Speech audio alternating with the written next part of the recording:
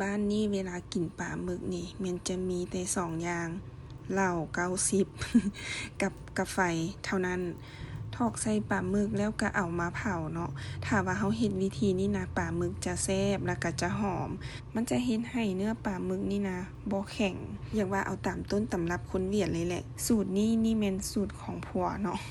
ก็บ่ได้ตั้งใจว่าสิถ่ายดอกพอดีว่าเลียวๆเห็นก็เลยบอกผัวว่าซ่าๆแน่สิถ่ายคลิปนะเพื่อแบบว่าบางคนก็เจ้ากินแล้วก็เจ้าบ่ได้เฮ็ดวิธีนี้เขาอาจจะเอาไปจืดมันก็จะบ่แซ่บคือแบบนี้แน่นอนอันนี้ก็แล่นมาจนบ่ทันตอนเพิ่นทอกอันเหล้า90ลงปลาหมึก เพิ่นทอก90ลงปลาหมึกแล้วก็จะแม่นต้องได้เคี่ยวเผาไวๆได้